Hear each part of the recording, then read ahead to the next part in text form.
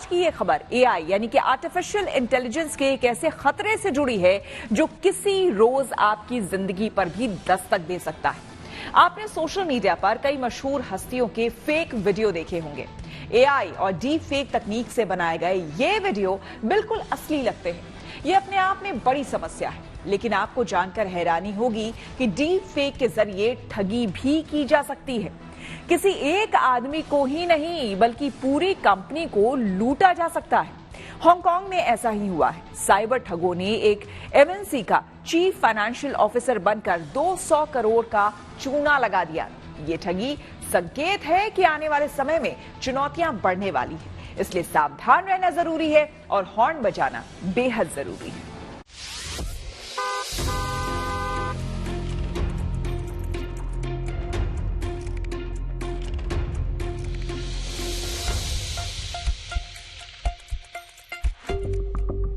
ये नई तकनीक का कमाल है। अलग शहर, अलग देश में बैठे लोग एक साथ स्क्रीन पर जुट जाते हैं, बातचीत हो जाती है, ऑफिशियल मीटिंग हो जाती है। अब तो दफ्तर से जुड़ी ज्यादातर मीटिंग्स वीडियो कॉन्फ्रेंस कॉल पर हो जाती है। चलिए अब दूसरी तकनीक भी देख लीजिए। एक चेहरे पर दूसरी शक्ल ऐसे फिट हो गई कि पहचान करना नामुमकिन है। पर ऐसा नहीं है कि ये सिर्फ तस्वीर है, इसे बाकायदा वीडियो में तब्दील किया जा सकता है। बदली हुई आवाज लगाई जा सकती है, यानी देखने या सुनने में जरा भी फर्क नहीं होगा, आंखें धोखा खा जाएंगी। ये तकनीक है एआई यानी आर्टिफिशियल इंटेलिजेंस और डीप फेक की। तकनीक कोई भी हो, उसका गलत इस्तेमाल मुमकिन है और यही हुआ हांगकांग में।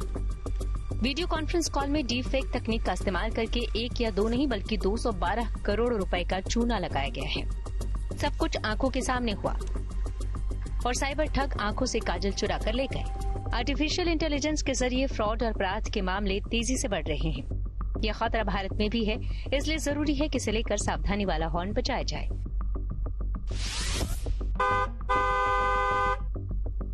सबसे पहले आपको बताते हैं कि एक जानी मानी मल्टीनेशनल कंपनी में इस फ्रॉड को कैसे अंजाम दिया गया। साउथ चाइना मॉर्निंग पोस्ट की रिपोर्ट के मुताबिक साइबर क्रिमिनल्स ने मल्टीनेशनल कंपनी का चीफ फाइनेंशियल ऑफिसर यानी सीएफओ बनकर वीडियो कॉन्फ्रेंस कॉल की।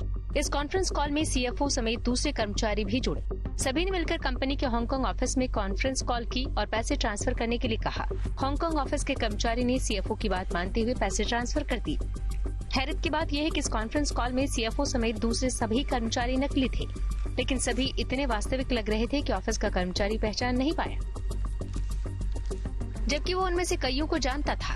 जब सामने चीफ फाइनेंशियल ऑफिसर खुद हो और मीटिंग में दूसरे जान पहचान के लोग भी शामिल हों, तो शक की गुंजाइश कहाँ थी। हांगकांग में बैठा कर्मचारी झांसे में आ गया। जब वीडियो कॉल शुरू हुई, फर्जी चीफ फाइनेंशियल ऑफिसर ने कर्मचारी का परिचय लिया। इसके बाद थोड़ी बातचीत भी हुई। ये सिलसिला एक हफ्ते तक चला और इस दौरान कर्मचारी ने 212 करोड़ से ज्यादा की रकम ट्रांसफर की। हांगकांग के 5 बैंक अकाउंट में 15 ट्रांजैक्शन किए गए। बाद में जब कर्मचारी ने इस बारे में हेडक्वार्टर से बात की तो इस मामले का खुलासा हुआ। दिलचस्प बात यह है कि साइबर ठगों की तरफ से पहले ईमेल भी आया था, लेकिन उस पर ध्यान नहीं दिया गया। मगर जब वीडियो कॉल पर जान पहचान के चेहरे दिखे तो कर्मचारी को सब कुछ सामान्य लगा।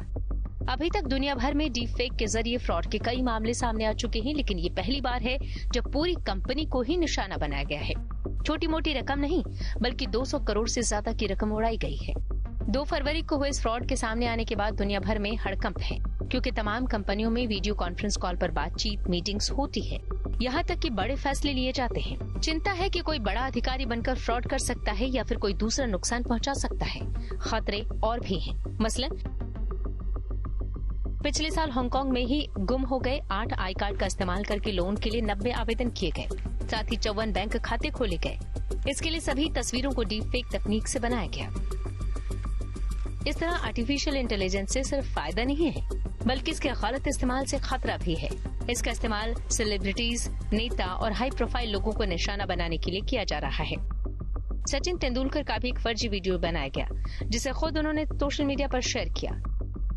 चिंता की बात यह है कि डीप फेक के जरिए अब बड़े फ्रॉड और अपराध के मामले भी सामने आ रहे हैं, इसलिए इसे लेकर सावधानी जरूरी है। सावधानी वाला हॉर्न बजाना जरूरी है। Bureau report, good news today. आपको याद होगा कुछ महीने पहले एक्ट्रेस रश्मिका मंदाना और कटरीना कैफ का डीप फेक वीडियो वायरल हुआ था।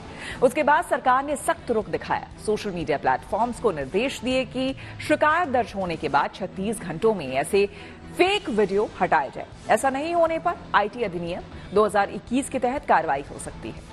आमतौर पर जाने माने लोगों का डीप फेक वीडियो बनाया जाता है, लेकिन इस दौर में जब ज्यादातर लोगों की तस्वीरें और वीडियो सोशल मीडिया पर मौजूद है, एआई टूल्स का इस्तेमाल करके किसी का भी फेक वीडियो बनाना आसान हो गया है। हांगकांग में भी यही हुआ। एमएनसी के सीएफओ और दूसरे कर्मचारियों का चेहरा एक दूसरे वीडियो पर लगाया गया, उसे असली जैसा बनाया गया।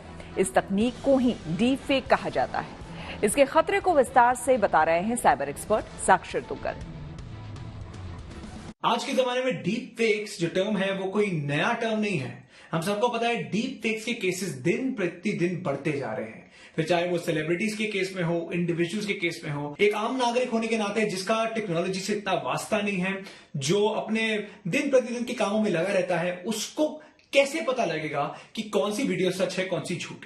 इसके 3 सरल उपाय हैं। पहला है, आपको हमेशा सोर्स चेक करना है। सोर्स का मतलब ये है, आपको जब भी कोई वीडियो मिलती है, चाहे वो सोशल मीडिया से हो, कहीं से भी हो, आप ये पता करिए वो वीडियो आई कहां से है, उसका सोर्स क्या है। ये जो मैंने आपको केस बताया, ऐसे केसेस में एटलीस्ट मेल का आप इस्तेमाल कर सकते हैं। आप मेल से कंफर्मेशन ले सकते हैं कि क्या जिस पर्सन ने आपको बोला है मनी की ट्रांजैक्शन करने के लिए, क्या वो सच में वो पर्सन है या कोई और है। पहला ये। दूसरा, आपको ये देखना पड़ेगा डिस्क्रिपेंसी, यानी आपको उस डीप फेक वीडियो में कुछ अजीब दिखेगा, चाहे वो लिप सिंकिंग हो, चाहे वो रोबोटिक मूवमेंट्स हो। ये कुछ चीजें होती हैं जो एक डीप फेक वीडियो को एक नॉर्मल वीडियो से डिफरेंशिएट करती है। और तीसरा सबसे महत्वपूर्ण है कि आपको पता होना चाहिए आसपास हो क्या रहा है। आज डीप फेक्स है, कल कोई और टेक्नोलॉजी होगी, लेकिन हमारा एक कर्तव्य बनता है कि हम ये जाने कि ये टेक्नोलॉजी है क्या और कैसे कैसे तरीके से इसका मिसयूज हो रहा है। क्योंकि ऐसे अगर मिसयूज हो रहा है तो शिकार हम लोग ही बनेंगे।